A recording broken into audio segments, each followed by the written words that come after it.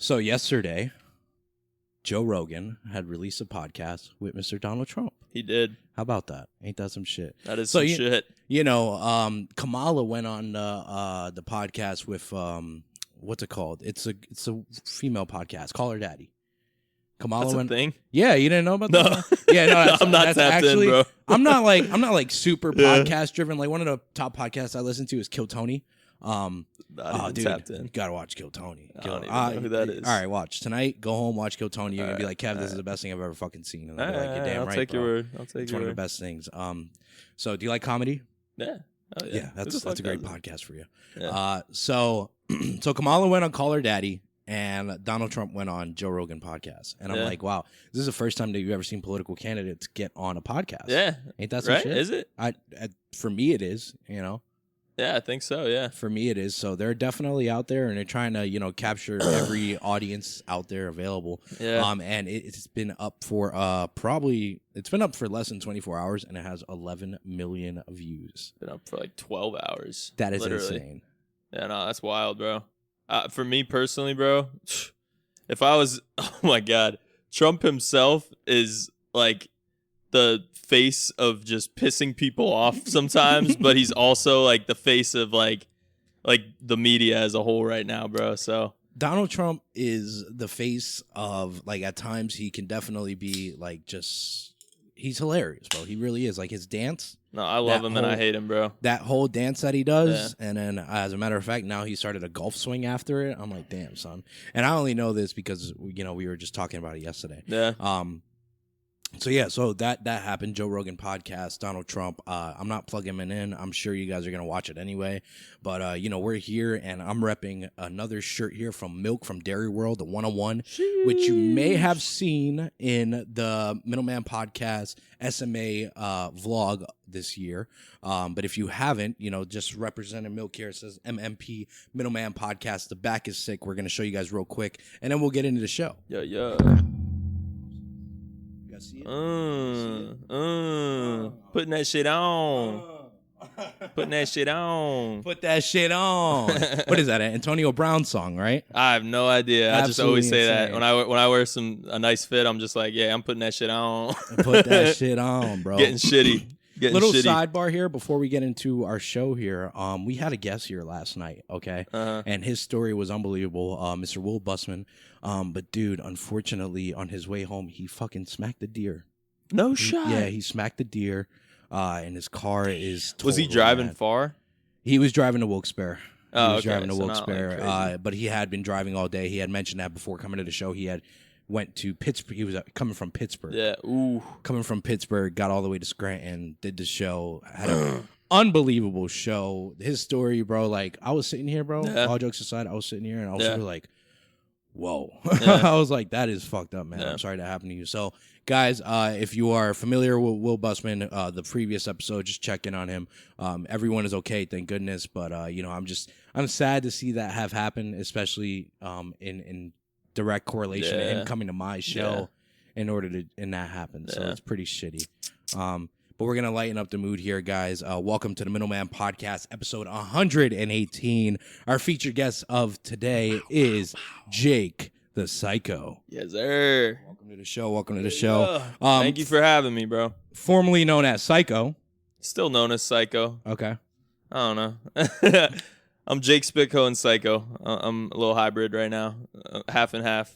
Kind of take rap serious, kind of don't, Really? Yeah. Okay, that's interesting. No, that's what we're going to talk about. saying? You're a man who's definitely lives a pretty interesting life. Yeah. You and I had a conversation in the summer, even before summer happened. Yeah, no, that was April. It was April. Yeah. It was That was April. right before I left, yeah. It was April. You and I had gotten on a call, and you had shared an interest on joining the show. Can I ask you how the Middleman Podcast came across your board?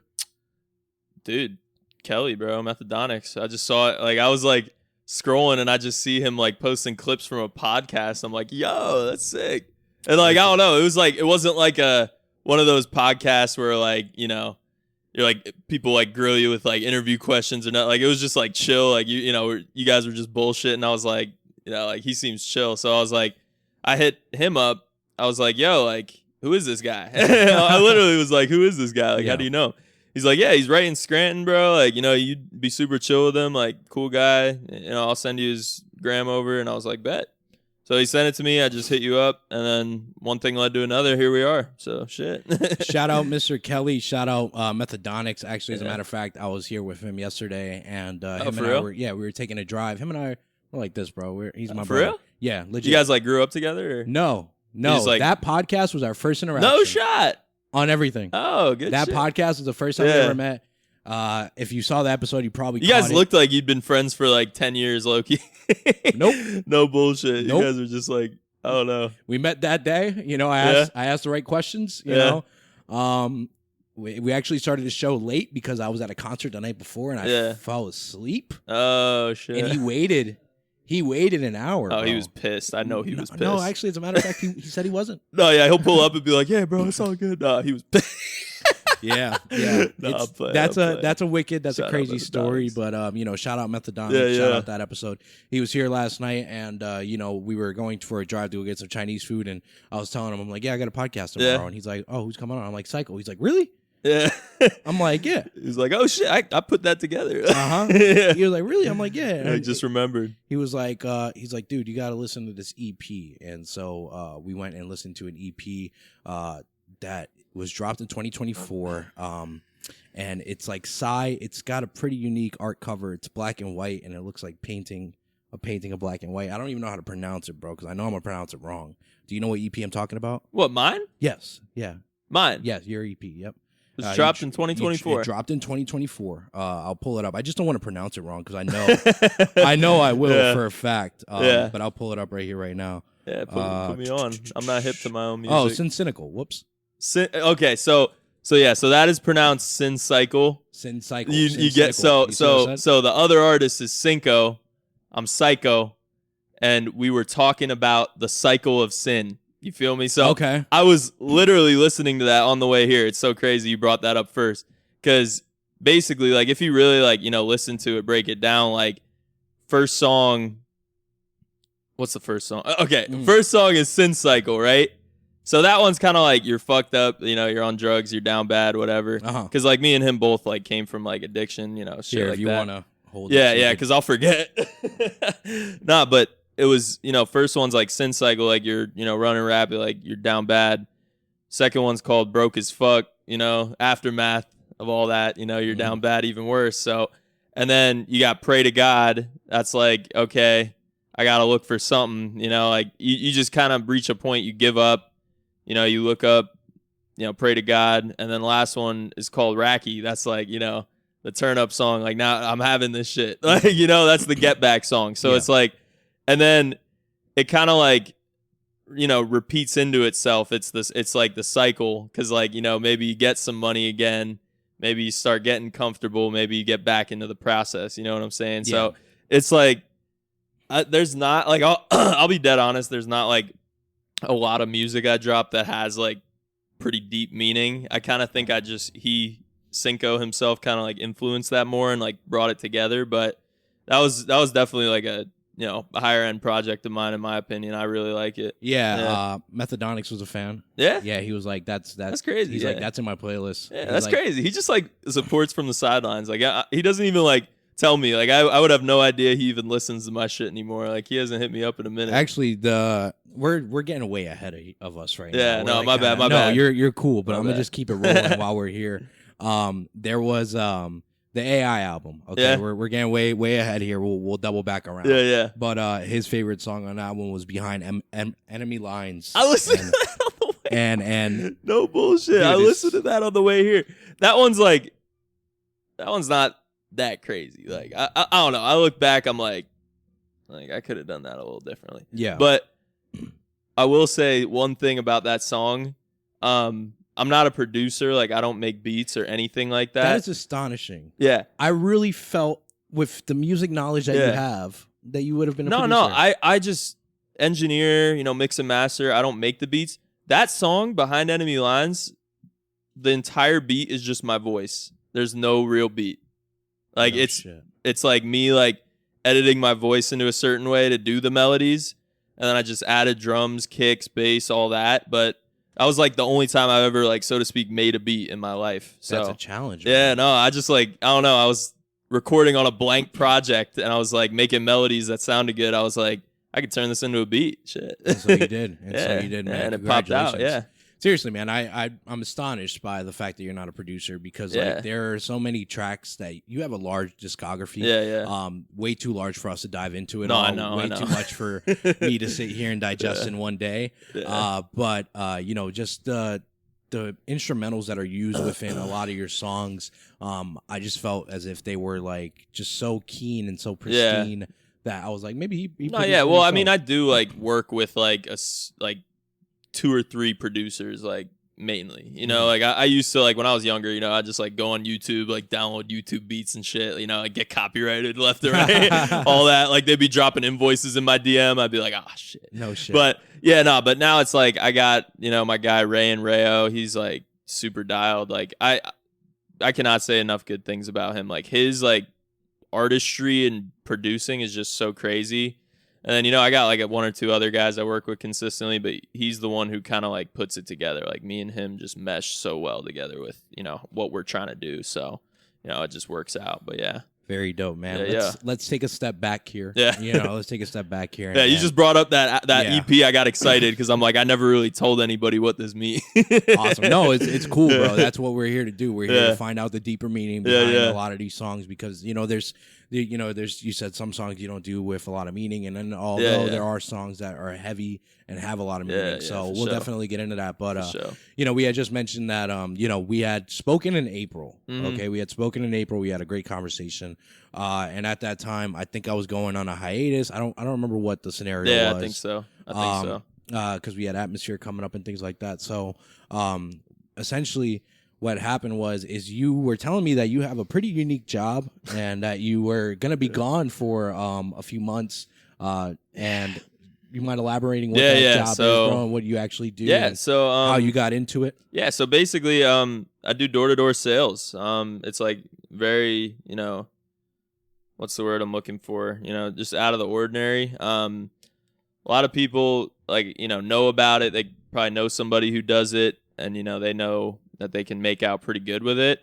It's just one of those things, bro. Like your input is your output, right? Like I don't get it hourly. I don't get anything like that. I just go out there. You know, there's days I go out, knock for a whole day, get 0 deals, go home. I didn't make any money that day. Like, but that's really rare at the point I'm at. But like, you know, when I was starting, that was almost every day. And it's one of those things, like you just gotta lock in and trust the process and know, like, okay, I took this bet on myself, not for nothing. Like, I'm going to see this through. I'm going to keep knocking. You know, even if I keep getting my face kicked in, it's okay. And one day it's going to pay off. And as long as you believe that, like, it happens. Because I went out there. Basically, I went out to Seattle to do door-to-door. So we sell pest control. We sell a bunch of things, like, in our syndicate. But I do pest control. I think it's most profitable, most, you know, easy to do. But basically I went out there with, I'd say about like 100 kids, and probably about like 45 of them finished the summer, you know, and more than half of them dropped off just because they didn't wait till that learning curve was over to see the miracle happen. You know what I mean? So like they went out there, they were, you know, shit in the bed, getting slapped in the face basically. And, you know, they forgot why they went out there. They forgot they were taking a bet on themselves, and they just kind of said, oh, maybe it's not for me, you know? So they all kind of fell off, but yeah. So. And how did you navigate your way to this odd end job here? How did that come across your board? Well, my friend Ori, shout out Ori, he's like my day one. He just pretty much told me about it, I guess 2 years ago. And he was like, hey, like looking back, I don't know why I agreed to it. I don't know what, I really have no clue, because looking back, I remember the conversation being something like this. Like, me and him just went to the gym to work out together. And then he's like, yeah, like, I'm going out. My friend from summer camp when I was, like, 10 years old just told me about this job where you sell pest control door to door and you can make, like, 30 grand plus in a summer. I'm like, okay. Like, and I don't know. Like, I just, like, wanted to do it, you know, just because he was like, you know, I was at a point in my life, I'm like, okay, you know, I was kind of lost. I was somewhere in between music and like How old the are you at 9 to this 5 point? life. I was like, what, 2 years ago? So like 20. Okay. And, you know, I was like halfway in a 9 to 5 I hated, halfway trying to still do music, you know, and it was just like a shaky point in my life. So I was like, I'm going to take a bet, you know, like, because that when he told me like your input is your output, like that's just something for me, man. Like, you know, like if I know that I just know myself well enough, if I put my mind to it, I could get it done. Right? What do you think you can credit to that mindset, to building that mindset or having? You think it was just within you? Just watching David Goggins. Okay. All right. Yeah. No, that is a big part of it. I'm not going to lie. But like, I mean, I don't know, man. Like, I just have that, like, I was always like that type of person that, you know, if I'm committing to something, I'm like literally obsessed with it. And that's just for anything. Even if it was like when I was younger and it was like a video game or something, if I commit to it, I'm just obsessed with it. Mm-hmm. And if I treat like that, like, you know, if I take myself that seriously, like, I just know I'm going to get it done. You know, I don't know. That was just who I was growing up. And, you know, that's just, I don't know. I took it with me and I remembered that I got that dog in me. So I just kind of applied it to that. And, you know, the rest is history. It made out pretty well, so. Much respect to you for taking that bet on yourself. Yeah. You know, I always think about, you just said, like, when you're committed to something, you're committed to it, bro. And I live by the same ideology. Like, if I tell you that I'm going to be there, I'm going to be there. Yeah. You know, something has to happen in order for me not to be there. Okay? Yeah, no, something big. But I'm yeah, exactly. Yeah. It has to be, like, massive. Like, I got a flat tire. Yeah, you know? Something, yeah. But typically, I do follow through with everything that I do, and that's just a drive that I've had instilled in me just because of, you know, I know where I came from. Yeah. You know, I know right here, bro. I know what it was. Yeah. You know, and I know, you know, just seeing my mom struggle is just like, yeah, nah, I don't want that. You know, I want to literally, bro. Exact same shit, bro. And like you having all this, bro, you know, like you walk into this like, you know right away the person who lives here isn't fucking lazy. No, you know, like you know right away this person is locked in. So like, bro, props to you. I thank you. I appreciate that, bro. I got the same why, bro. Like I'd never want to see my mom struggle again, bro. Like it was, I've been there. It was hard to see for sure, you know. And I'm trying to break that cycle. Just that's the goal in life for real. So. And so you went to Seattle, and how long were you out for Seattle? How long were you there? I guess 4 months, May to August. And it was pretty crazy experience. What's the throwing eggs about? Throwing eggs? You saw that? Yeah, I did see that. That's just what we do. Like we do this thing every Thursday. Like you could call this like a job, you know, but it's really just like a team.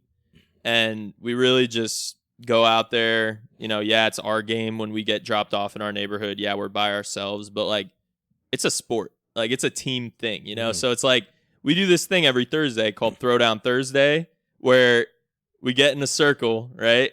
Somebody gets in the middle, like one at a time. They'll step in and they'll be like, I'm throwing down this person. And like, everybody's like, oh shit, oh shit. And it's like, it's like a sport. Like two of like the top reps will like throw each other down. And it's like a matchup of the century. And everybody's like jumping around. They're like, no way, he just did that. And then whoever wins, that night we all line up and that person gets to throw an egg at that person. Like, you know, so it's like all the losers line up, take their shirts off. They like stand there and we just chuck eggs at their back like the winners. And then, you know, sometimes you lose, sometimes you win, but you know, shit, it's like that gets you going even more. It gets you more motivated to, you know, put up that day. Elaborate on a throwdown. Is that like a wrestling thing? You guys? No. Oh, okay. No. That's just who gets more sales. Oh, okay. Yeah. Sorry. I should have been a little more clear. No, that is literally just we're in our morning meeting before we go out to our neighborhoods, whatever, and we just get in a circle, and you know, one person steps in at a time, says, "I'm throwing down this person." And then whoever gets more deals that day gets to throw the egg at the other person. That's amazing. Yeah. Well, I will say from seeing some of the highlights that you posted on your story on Instagram, anywhere, you know, you can just see that you guys are having a ball. You guys definitely have a brothership, a brotherhood. It's culture. There. It's culture. Yeah. Do you guys, you know, you had mentioned that it started off with 100, ended off with 45. Do you constantly work with the same number of, like the same people around you, or is it always a new team, new location? That's the thing. You never know what's going to happen with us. Like we all have our own paths in life, and we all, you know, for the most part, all stick with our sales syndicate, which is the academy, and we all, continue to work for the academy. Like, we love it. We're all a big part of it, but there's just so many different opportunities within it. Like, for example, like my boy, Pharaoh, his name's Pharaoh. He's a G.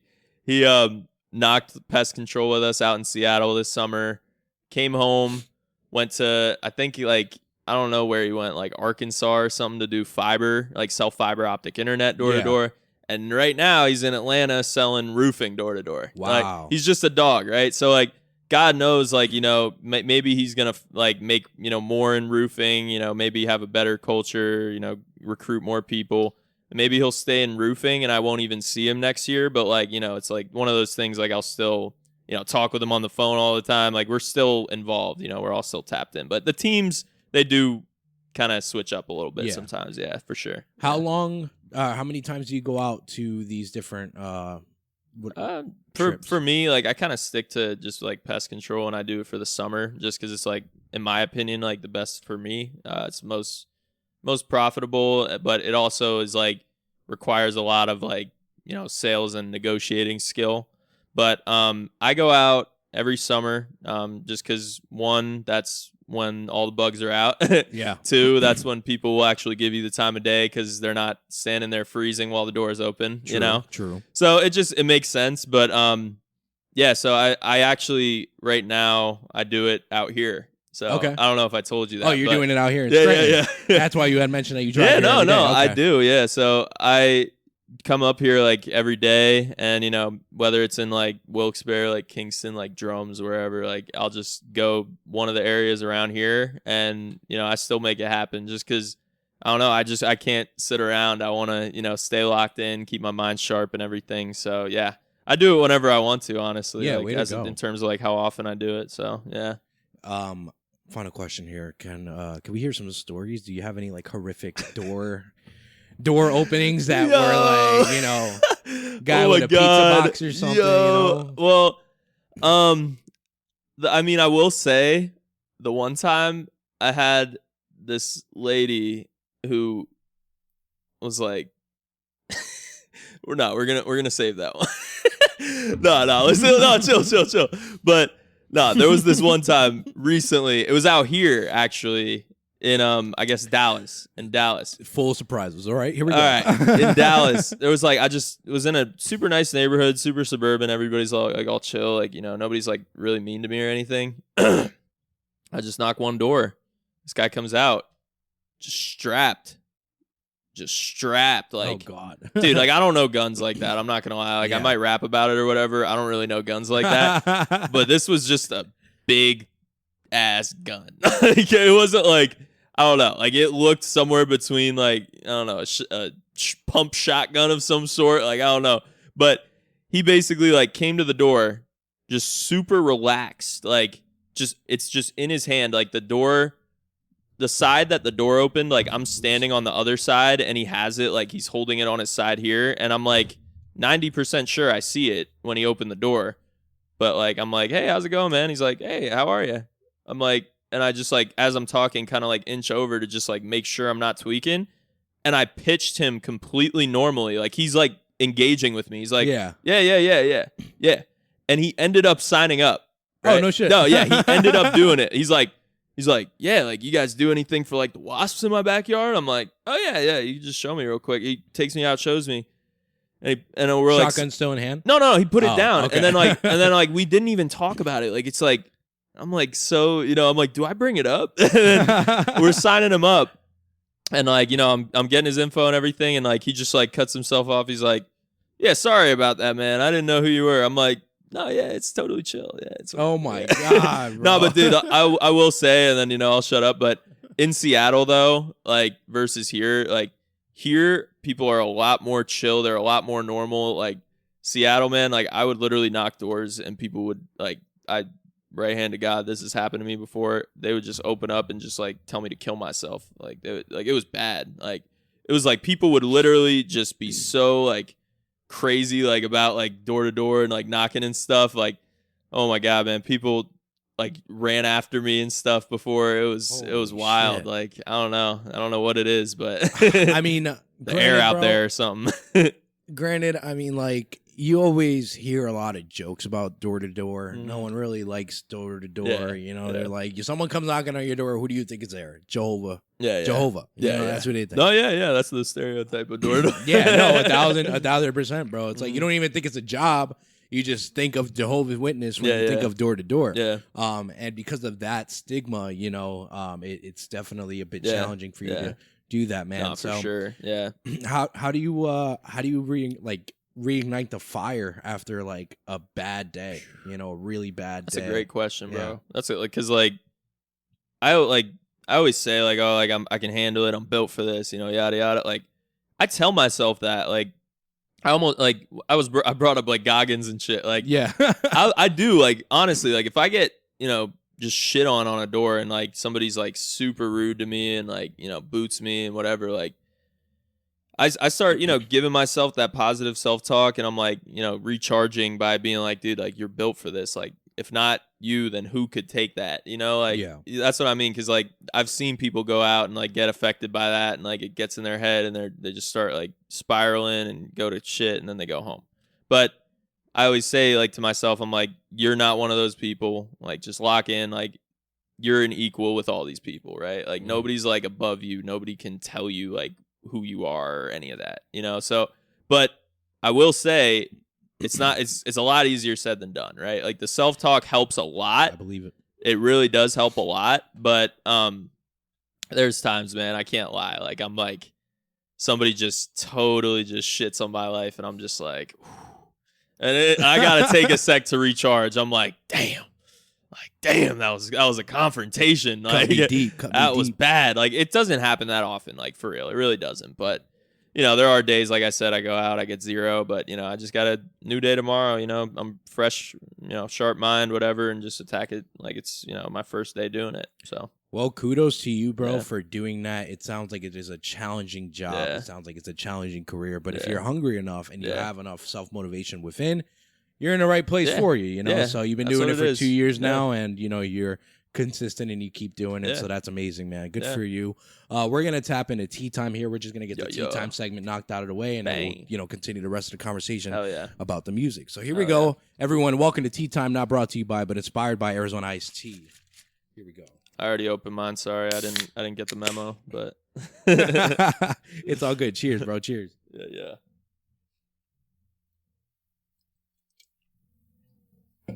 All right, SYEKO. Yeah. We got this teapot right here. I'm gonna spin it around. I'm gonna have you pull the first question, and we're gonna see what it is. I have no idea what the question is. I did write them. I don't know what else is in there. Oh, word. But they've also come from previous guests, and one day they'll hopefully come from the public. You guys, DM me. Let me know what you want to see in the pot. Let's make it happen. Here we go. First question. All right. My handwriting is butch, so I'll read it. All right. Let's see. Let me know if you can read that. Damn, that's dark. Yeah. Oh, is it dark? Nah. Oh. If you were to die tonight, what would you want the world to know about you? Mike Farnolo. Correct? I don't know. Let me see. I don't know who Mike Farnolo is. Yeah, Mike Farnolo. Mike Farnolo, this is his question. He was on the show. I thought he was like some famous person. I'm like uncultured, but no, his episode hasn't been released yet. His episode's dropping this Monday. All right. But Mike Farnolo wrote this question. He was a previous guest on the show. If you were to die tonight, what would you want the world to know about you? That is crazy. That is a very intricate question there. I'll go first. Okay. Yeah. If I died tonight, what I want the world to know, ultimately, what I want the world to know is that this right here, this was what I was doing it for. This entire background, this entire process of the podcast, it's been extremely stressful day in and day out.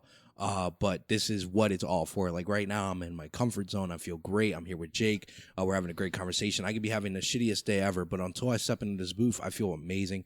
I feel great, man. So I want people to know that, you know, I was as driven and as committed to this platform and to making my life better for myself and for the people around me through and through, all the way. Money. Exactly. Yeah. And I'm not far off, you know, like if I were to die tonight, you know, I would just want people to know, like, I tried my ass off, like, at everything I did. Like, And I'm not even gonna lie. There's things in life I did, and maybe I quit, like, you know, for a logical reason. Maybe it wasn't for me, but the things I really like put my, you know, my heart into, I was giving it my all, you know, and I'm still in the process of getting where I want to go with it. But if I were to get cut off tonight, I would want people to know I tried. I was getting there, but you know that I was just a grinder, you know, like I was just locked in, and you know that I do it for my people. I don't just do it for me. I do it for, you know, all the people in my life that, you know, I want to change a circumstance for, you know. So it's a selfish and a selfless game, but I would definitely want people to know I was trying and I was working hard. Very much so, man. That's the way it is. Michael, do you have anything that you would like people to know? Probably like what I created. Probably like, what you created. So they could dissect it forever. Yeah. That and also too. I would leave like some treasure, you know what I mean? So they have to go through some scavenger hunt, you know? It's like make an intricate little like map and everything, yeah, like make people have to work for it. Yeah. Yeah, like a temple and shit, you know, Oh, they yeah, step on a plate. Yeah. Indiana Jones. Indiana Jones. Let's pull another question because that one was a little bit dark, a little bit morbid there. But, you know, it had a good meaning behind it. One more here. Let's get into it. Let's see what we have. I don't know. And then hopefully it's a little bit more enlightening. Let's see. Oh, all right. This is a good one. A friend wrote this. If you could witness any historical event, which would you choose? A historical event. That is a great fucking question. You got to go first on that, big bro. Yeah, I'm trying to think of I'm trying to think of a historical event. If it said if you could witness any historical event, which would you choose? A historical event. What is a historical event? Landing on the moon was pretty historical, but that was faked. You think? Yeah. You think? I do. See, I don't know enough about it. I'm not one of those like guys who My dives mind into has conspiracies. changed. My mind has changed, bro. What, you used to think it was I used legit? to believe it was real, yeah. I'm not one of those guys who will like go online and like dive into like the nitty gritty of those conspiracies and shit. So I can't even speak on it. Maybe you're right. Maybe you are. I mean, there's a reason a lot of people say it. You know. Well, you say going to the moon was fake? Yeah, that's what he said. That's what I don't know. I'm starting to lean on the side that it was faked. No, it was not faked. All right. The one thing that He's really looking at you like if only you knew. the one thing that really caught me right was the fact it's the wind blowing in on the moon. Okay, so What? exactly the fucking flag, it has a crease in it as if a wind was blowing it. Wait, so is there like no wind on the moon? Is that like I don't think a there's fact? wind. No, I don't think there's wind on the moon. No. No, there's But no that's not a wind, but, fact. like, you can still Like- move the flag. It's not gonna be straight. It's rotating. You know, like it's a planet. It I rotates. still don't like, think it has wind. That's gravity. I don't. Then why fucking do we know. have wind? Great question. Because we have an atmosphere. I think it's because we have gravity think? and things. Yeah, I do think. Yeah, we have I could be atmosphere to completely hold- wrong. I don't know. I could be a moron right now. I feel like there might be wind No, on the you're- moon. you're right. We're gonna have to fact check this after. And Yeah. yeah. I think. All right. So the moon landing. No. I was also gonna be like, oh, maybe the Titanic, but then I could have died. Yeah, no, you would be cooked. You know, there's historical events, bro. There's not. Like I'll watch a war from afar. Yeah. Yeah. You know, like Yeah. just to say I saw it. But that It's shit's like, I don't want horrific. smoke, but Yeah. shit, that'd be cool to see. Oh my goodness. Damn. That's a Like tough one, bro. If you don't have one, it's okay. Yeah, I really don't. Like I'm like trying right now. I really don't. What about like? I feel like sports in game? 2 days I'm gonna be like like, The invention, or fuck, damn Yeah. it, the invention of electricity. yeah, I wish I was there with Thomas Yeah. Edison when he got struck. yeah, something I don't know. You have something to say, Mike? Yeah, you can say like a Bulls game or some shit. All right. Yeah, you could say like, you Are know, you the trying to say, 96 like- Bulls. Yeah. That's a historical event, you know? It is, Like yeah. when D Rose fucking broke it towards ACL, you know, that was historic, you Yeah. know? That was really historic. That really changed his Yeah. life and changed his career. Yeah, I know, and I feel like I've said before in my life, like I wish I was alive for XYZ. I just can't think of what that was right now. It's all right, man. It's difficult when you would put on the Yeah, yeah. spot, but Yeah. that was Tea Time. Everyone cheers. Yeah, That yeah. was Tea Time, not brought to you by, but inspired by Arizona Iced Tea. Make sure you guys DM the Middleman Podcast. Drop your questions and let's throw them in the pot. Awesome. Let's get it done. So, Jake, there's another side to you, man.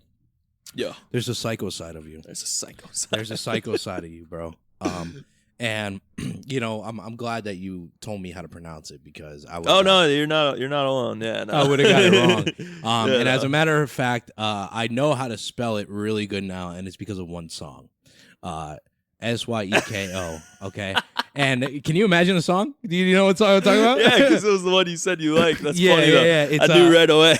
There's this one song. Well, guys, he is a musician. He makes music, and in this podcast earlier, you had mentioned that it's something that you kind of take serious, kind of don't. And I was a little bit taken back by that because I think you are extremely talented in this. And so, why do you say that? Because end of the day, bro, I have I guess a business mindset, and I think of it as a business, and I think okay, if I were to, the industry I'm in, how I make my living, door knocking and stuff, it's not certain. There's a chance I could just come across people who don't want my shit for weeks on end, but it's never happened before. But it's not guaranteed. But at the same time, I don't know if I have a path where it's I could retire super early,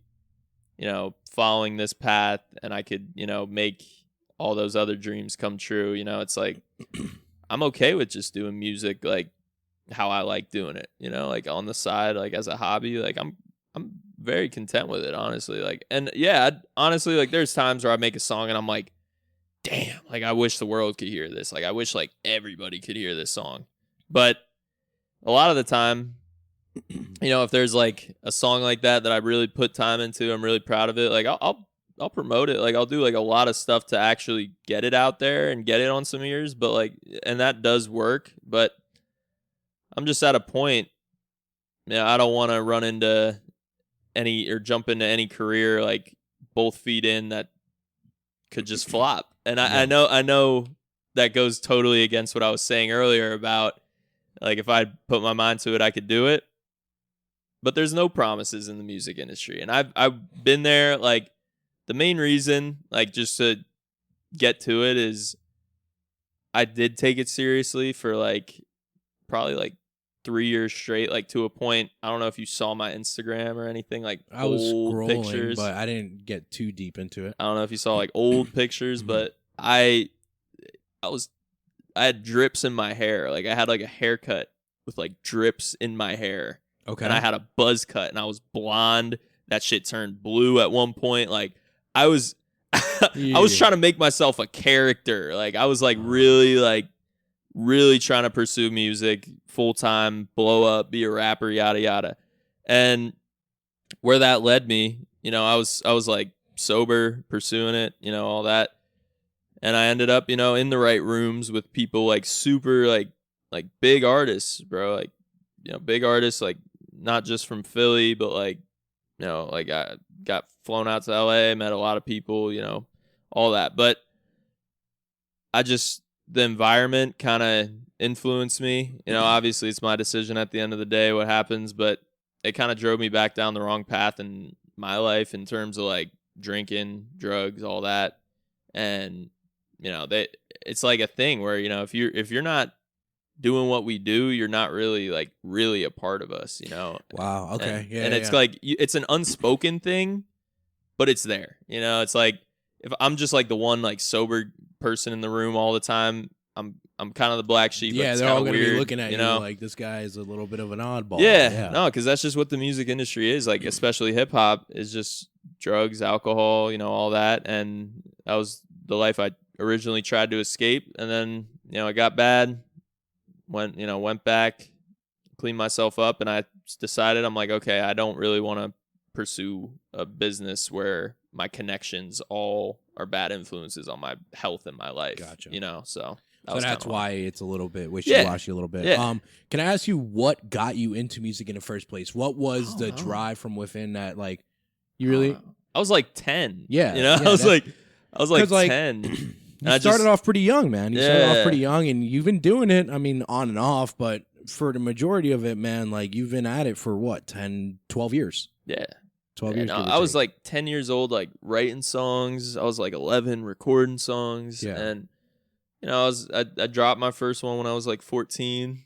That song was like, that song was so bad, but like it just like went crazy in my high school. Like got like 50,000 plays in like 2 days. Like everybody's like, yo.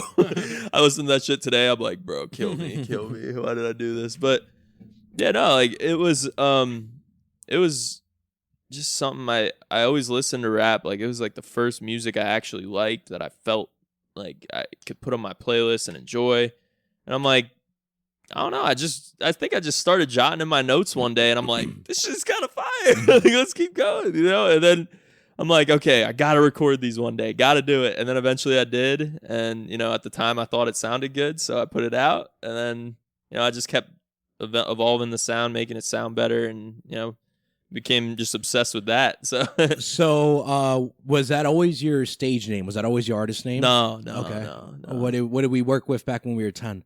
There was a lot, bro. Well, how'd you get to SYEKO? How did that ultimately stick? So I had this, like, my rap name before was SYE, right? And that was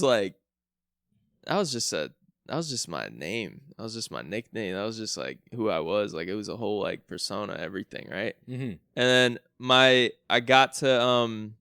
went out to hoop one day with my friends at this place we always would hoop at. It's called Where's Dam.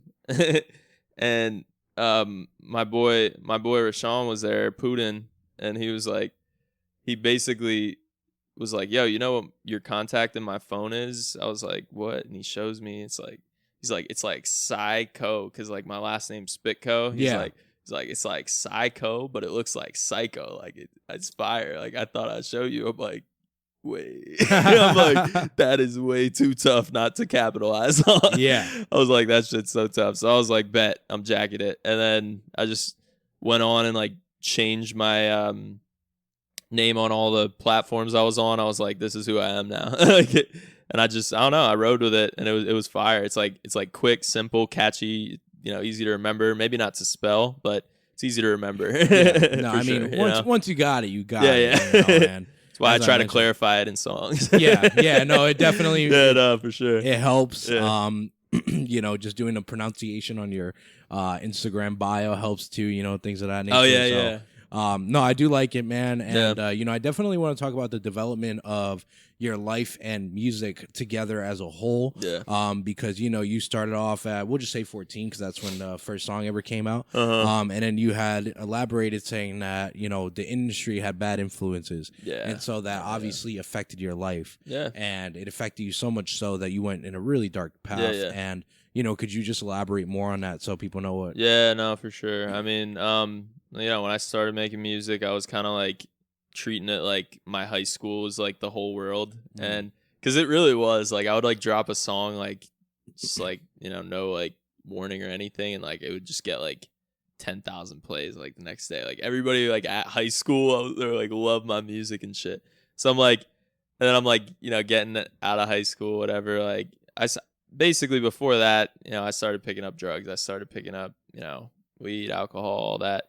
And then it was normal. Like, I was just like a kid who liked to fuck around, have some fun. And then it got to a point, you know, one thing led to another.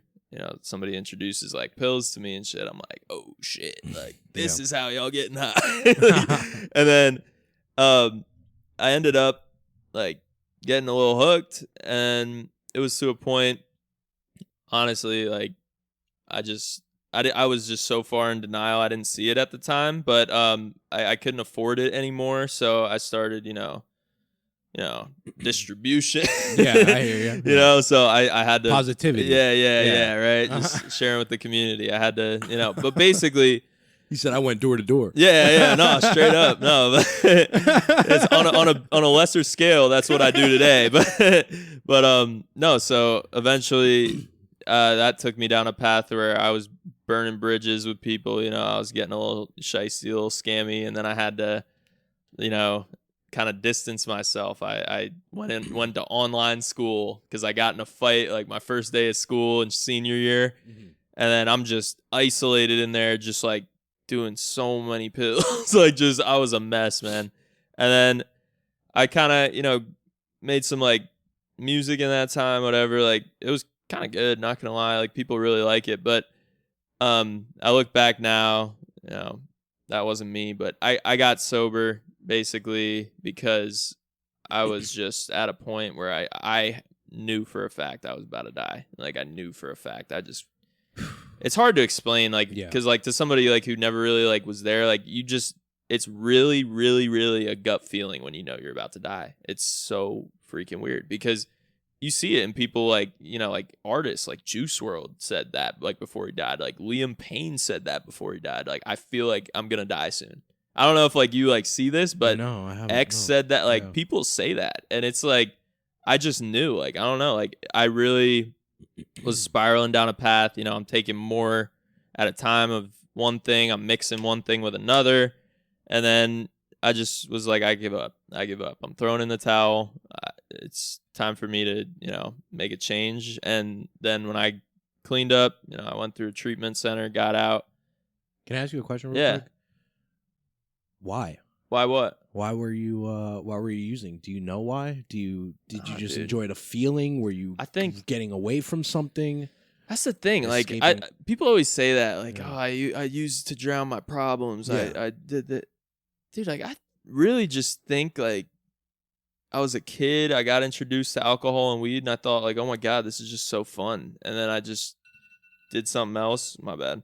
Good morning. Yeah. One thing led to another, and I found something that was more fun in my mind. And I'm like, and it really, that's what it was. But yeah, it got to a point, I'm running my life into the ground. My parents think I'm a bum. My friends, family, all that think I'm a bum. So now it's like, okay, when I do come down from a high and I have to look at reality, I just want to escape it again. So yeah, eventually it got to that point. But yeah, I had to clean up at one point, man. Like I Do you remember the day that you made the decision? Yeah, I do. Yeah. Yeah, you do? Yeah, I do.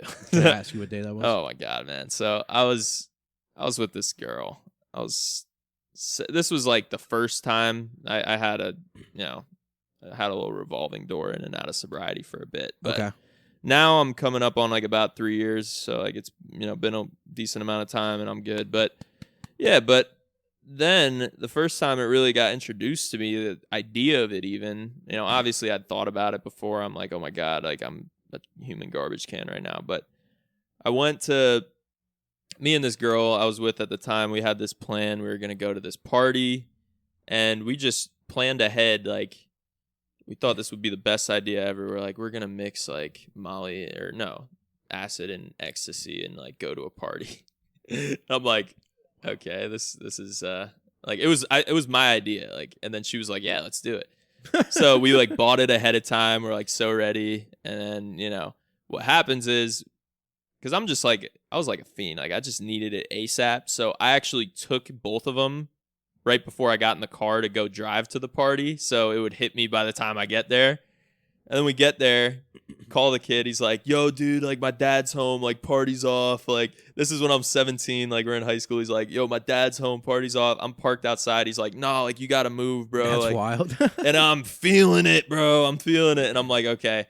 So I drove out to like this, I knew there was this Frisbee golf course up the street where you basically just drive into the middle of the woods and park up. Mm-hmm. So we just did that. And we literally sat there like with a bottle and, some other stuff, just mind numbing. Like it was like disgusting. Like we were just, oh my God, it was a mess. Like how we were feeling that night. But then we literally just sat there all night. And then 5:30 comes around. It's like 5:30 a.m. and I see the flashing lights behind me. And I'm like, I'm cooked. It's over. And I was honestly like, I can look back and say I felt relief. I really did. I was like, oh my God, I finally have a reason. Like some force greater than me is gonna like hold me back from this right now. Mm-hmm. So he was like, he came up. I rolled down the window. He's like, what are you doing, dude? I'm like, I don't know. Like, and then basically long story short, he said, if you don't like get your parents over here right now, like I got to take you to jail. You don't even have a license on you. You don't have any of this. So he got my parents there, and I remember they pulled up. I got out of the car, and I'll never forget my dad. He was like standing there, just going like this. like just staring at me. He's like, "You really did it, man." I'm like, "Oh my God." Like, I'm just looking at myself. I'm like, "What is wrong with me, bro? Like, what is wrong with me?" So they basically, ended up having an ultimatum, and, I had to go to rehab. Like, they talked to the cop and everything. I had to.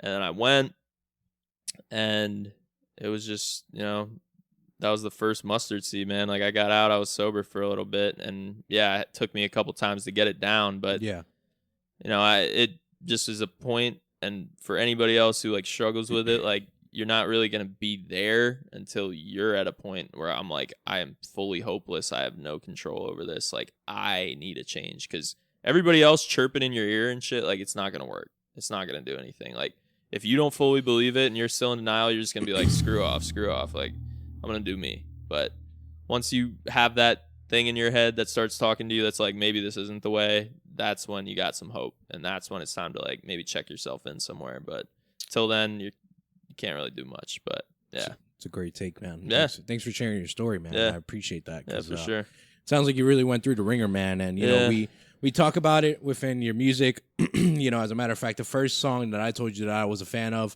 was one that me personally in my playlist, you don't find music like this a lot. And that song is Auto Switch. You really don't find music like that in my playlist. You don't. But what it was, bro, was the sound. Yeah. The sound of Auto Switch. Kinda Guys, crazy. Auto Switch is an insane song. It just came out on, well, you released the album. You just released a deluxe of the album. 8 Mile Soldier. Yep, 8 Mile Soldier. And prior to the podcast, you had mentioned that was basically a project that was music that you used that basically resembled what you used to make when you were on drugs. Yeah, and correct.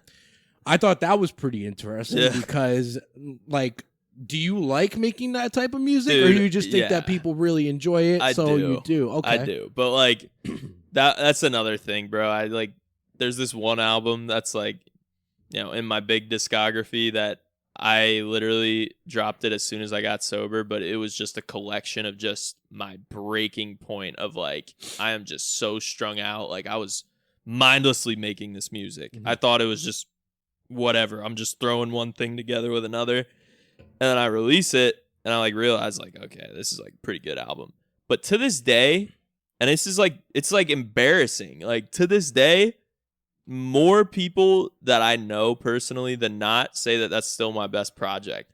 Oh, man. It's like embarrassing. Like, it's like, oh man, like my, fucked up mind could think of that, and, my mind now can't think of it as well. But I kind of tried to like lock in, make it pretty decent on that tape and stuff. But, I don't know. We'll see how they feel about it. Give it some time. They might think this one's better. Definitely check it out. I really do like Auto Switch. That was the first song. The beat is intense. I actually showed it to our audio engineer, Nezo, because I knew this is what Nezo likes to hear. And he's like, dude, he said, I want to make a song like this so bad. And I was like, I knew you would. That's why I sent it to you. Yeah, I'm like, it's hard to do. Like those kind of songs where it's like glitching.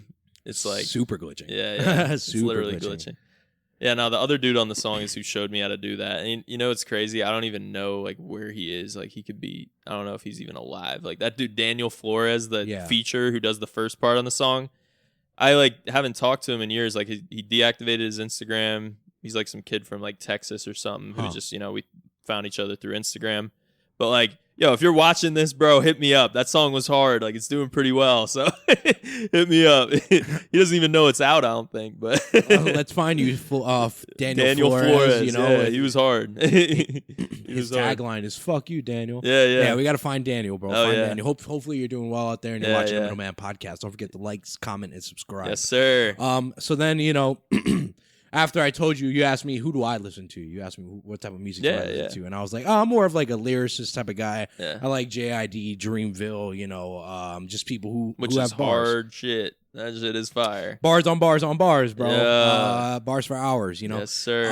And so you had shown me 2 albums, okay? And I really enjoyed these albums. They're not under your discography, okay? So anyone looking for these albums, they're not under his discography because it was a producer who hit you up and said, "Hey, man, this is what I got going on. Let's see if we can make something happen." And those two albums are "I Could Never Feel So Free." Then I meet the same ending. A whole poem. And then it says the other one is "Beautiful Things Don't Ask for Attention." Yep. Okay. And just talk to me about those albums there. You know, you said that the producer had reached out to you. Amazing sounds. Beckett Reed. Shout out Beckett Reed, bro. Yo, Beckett. Shout out Beckett Reed. Amazing samples, great clearances, bro. Great shit, man. He's Love the boy. He's some kid that I literally like when it was 2021 when I met him. He commented on a song I made on SoundCloud. And he just was like, "This is so fire, we should work." And like at the time, like, you know, people comment that stuff on your stuff all the time. But at the time I had like nobody. Like I was like, that was like my first like sober album. I'm like building up again. I got no fan base. I'm like, let's hit him up, you know? And then he sent me a beat, made a song for it. And then, you know, life got progressed for me. I got busier and busier. And then when he sent me another beat, it had been like 4 months and I still hadn't sent anything back to him on it. And he's like, "Dude, like we gotta like lock in, like let's make like a project, you know, like I'll pay you for the songs, you know, like we'll get it going." Like, and we made the most crazy masterpieces, because just like when I'm searching for beats, I don't even talk to producers who make those type of beats. Typically, I don't even like know them.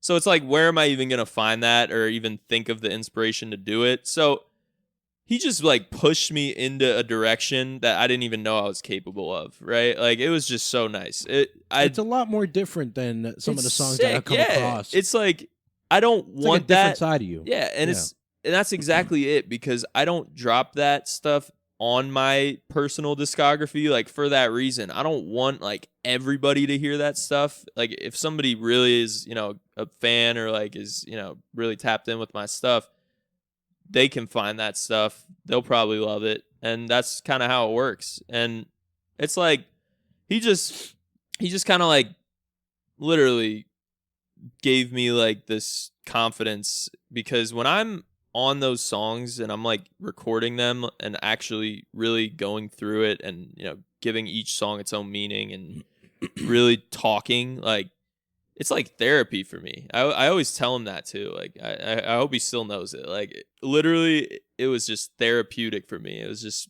because he would give me the topics. He'd be like, "Rap about this, rap about that," and it was all stuff I was dealing with at the time. It was always something that applied to my life. So I was like, "Dude, like, thank you, man." Like, oh my god, those two projects are very introspective. You know, I don't know what that word means. Just man. like it's like an intro perspective of you. Oh, yeah, it's like the internal perspective of SYEKO. Yeah. Yeah. Okay. No, for sure. Because you mentioned that in the songs, you know, you mentioned that they had meaning. They mentioned that, you know, they correlated to what you were going through in life, and you can hear that, you can see that.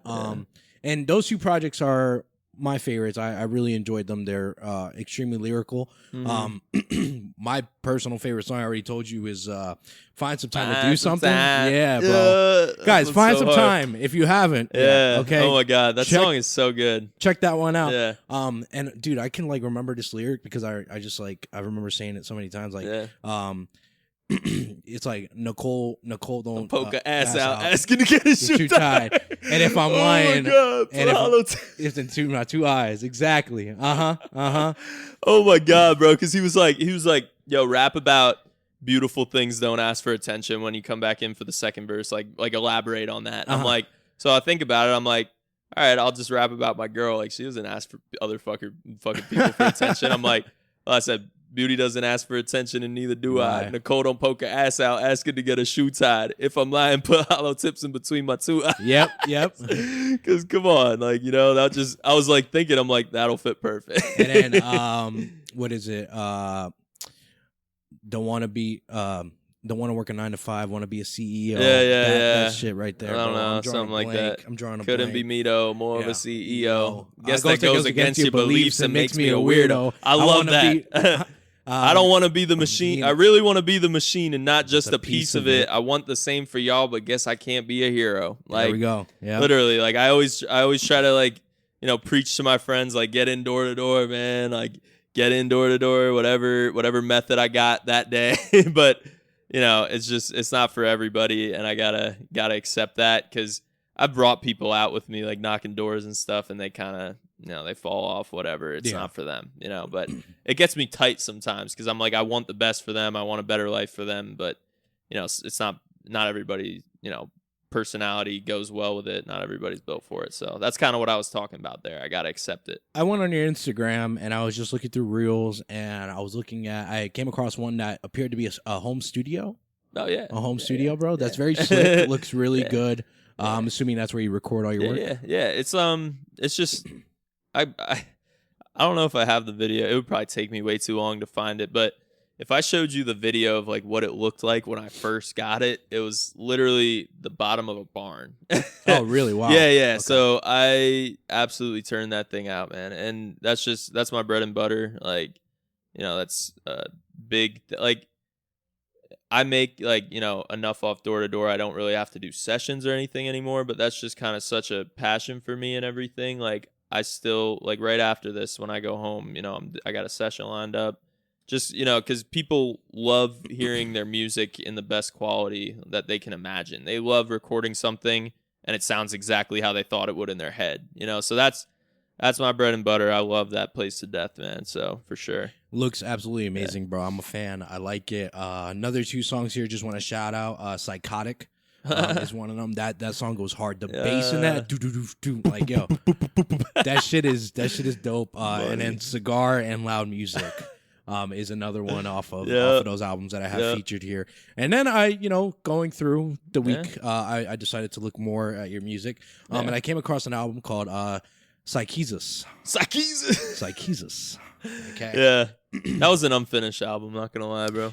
Interesting. I liked it. I didn't think it was bad. I didn't think it was. I actually, I fucked with it. I did fuck with it. The album cover was brilliant. The play on words to make it form and fit for you was great. But there was a song there, man, that was extremely heavy, and I wanted to talk to you about it. See if you would be willing to talk about it. It was 66. Oh yeah, for sure, bro. 66 guys. That is really. That's you, bro. That's Jake. That's Jake, guys. That is Jake SKEYO. Literally, dude. That is, oh my God. It's so fucking crazy that you say that. I have songs in my, like when I download a song, after I just recorded it, I export it, I put SYEKO and then the name of the song. Mm-hmm. Sometimes, when it's like a really deep, meaningful song, I literally put Jake SKEYO, and then and I was probably one of the first songs, if not the first song I did it for. And that's so crazy that you said that. It's like I got chills. Yeah. I got goosebumps right now. I'm not even joking. No, that's crazy. Not even joking. Yeah. But yeah, man, that song is a heartfelt, deep song, bro. Would you mind elaborating on the significance of that song, the meaning behind it? Yeah, no, it was a message, man. It was my boy Bryce, that was my fucking brother, bro. He, me and him went to high school together. We were boys in high school. We always were mutuals. We would hang out, whatever. But we weren't super super close. But after we graduated, we both had a similarity where we were kind of going down the drugs and alcohol spiral, right? Mm-hmm. So me and him, and I, people have a stigma on, addicts, alcoholics, whatever. Bryce was the most selfless human being in the world. It was weird. It was weird. I've never met someone who's has addictions, habits, whatever, that's still so selfless, other than him in my entire life. And basically he, I got sober. I start going, to a fellowship, 12-step program. I start working it. And one day I just get that text from him. He's like, yo, I'm done. He's like, I'm done, bro. Get me out. He's like, pick me up if you can, take me to a meeting with you. I'm like, bet. So I picked him up, and then me and him went every day religiously together for 6 months, bro. 6 to 8 months, every single day. If he, if I went to scoop him or something and he wasn't ready, or would have been late or something, he would have Ubered. He was so about it. He was so committed to it. And, one thing leads to another, man. Like sometimes they say it, I say it, as far as like a relapse or whatever. I don't have one left in me. I don't have one left in me. I wouldn't survive it. I would not survive it. Like, because every time I've done it, it gets worse than it was the time before. So that's the thing, man. He was like great-hearted person, like top 3 people I've ever met in my life. And, he just picked up the wrong habits. He was like me. He had the drive to get better. He wanted to. He so wanted to. He was ready. It's just sometimes the trap is, stronger than us. It's a power, like addiction itself is a power greater than human, So it's like, can't take it for nothing. You can't, like, before you pick up that first pill, that first drink, that first, whatever, you just got to realize, like, it is a power greater than you, Can I ask what made you want to put that song on that album? Just timing? Was it timing? Yeah. Not gonna lie, yeah. Because it was just a single. Like, I put it out as a single before that because, like, I had to, bro. Like, it was, like, a couple days after, like, he passed. Like, I made that song, and I was like, it was just that didn't really fit with the album at all, to be honest. Okay. But yeah, I just put it Michael, out can I get a quick time check if you don't mind? 65. Okay, perfect. Few things here, and then we're gonna start wrapping up the show here. Yeah. I wanted to talk to you about your TikToks and and your music videos. Yeah. In particular, the one music video where you went to the rain room.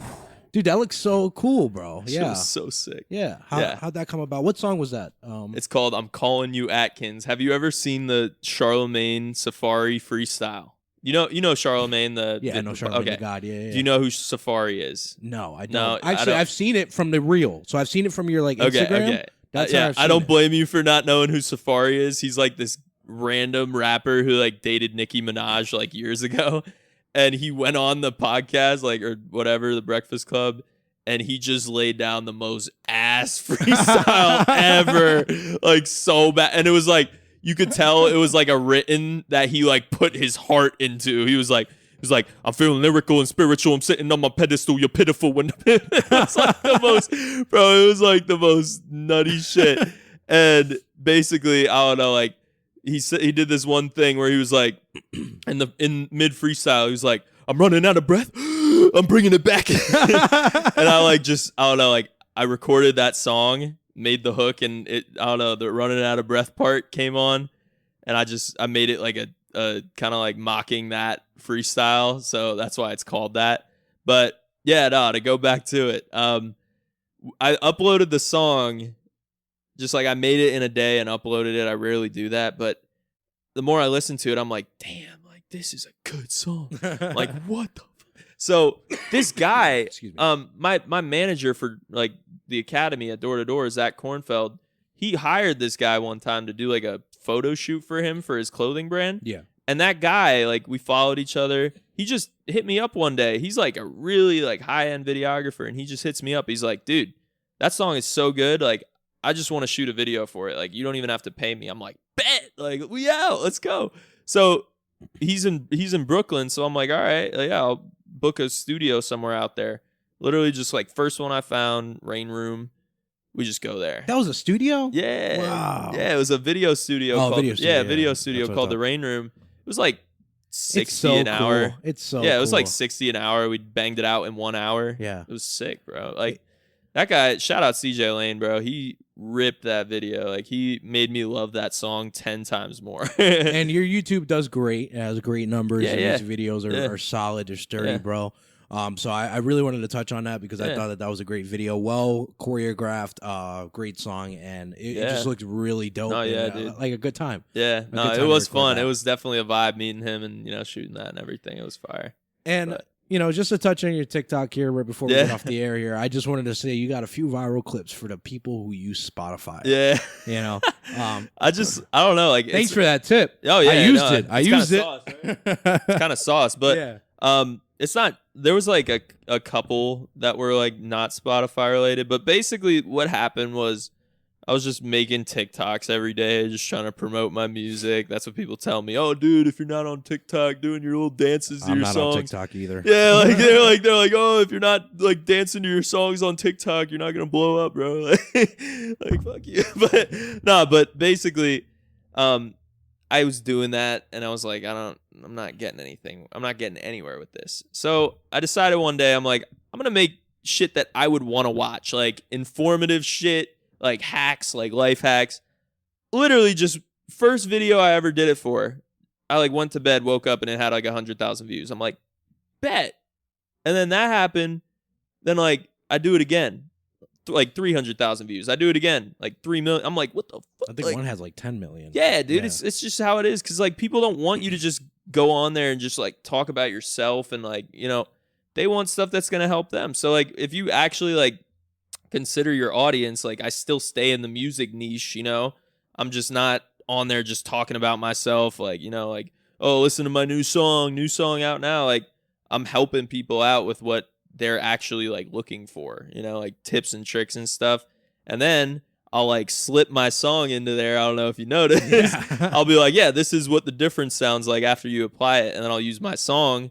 And then I wake up and that song has like 1,000 more streams, you know? So it's like, okay, it worked, you know, it did work. So, but yeah, no, I still sort of promoted myself, but that's how you get eyes on you is just, you know, stop thinking about yourself. Think about what do people actually want to consume. That was kind of what I learned from that whole venture. So great work there, man. Good on you to realize that business thing there and make it happen. So we're about to sign off the air here, Jake, but before we get off the air, we like to give the guests the floor. If there's anything you want to touch on, you know, anything that you want to leave the people with, the floor is yours. Have at it. If you ever want to do door-to-door and take a risk on yourself, I promise you won't regret it. Even if you think the job's not made for you, the job doesn't make you, or I'm sorry, you are not made for the job makes you. That's just how it is. Like, if you go out there fully committed mentally, you will get it, right? And it will change your life, I promise. Like, I've seen it happen to so many people, and they're just in a whole different situation now. So if you ever consider it, you know, you want to hit me up, Instagram at Lil Syke. That's LUHSYKE. It's going to be right there. All right, perfect. But yeah, just hit me up. You know, we could see what the best industry for you is based on your experience or lack of it, but always here to help out, answer any questions you got about it. But I can train you, you know, teach you guys the ways. It's the life-changing industry. So I would definitely recommend it. So that's all I got. Perfect, Jake. It's been a pleasure. Thank you for coming on the show, bro. Thank you for making the trip. Thank you for, you know, reaching out again once you were done doing door-to-door, man. I really enjoy your music. I think you're a phenomenal dude, bro. And keep at it, bro. Whatever you do, you're going to be successful. Hell yeah, bro. Appreciate you, man. With that being said, I am the man in the middle, Kevin Martinez, signing out. Peace. Kmart.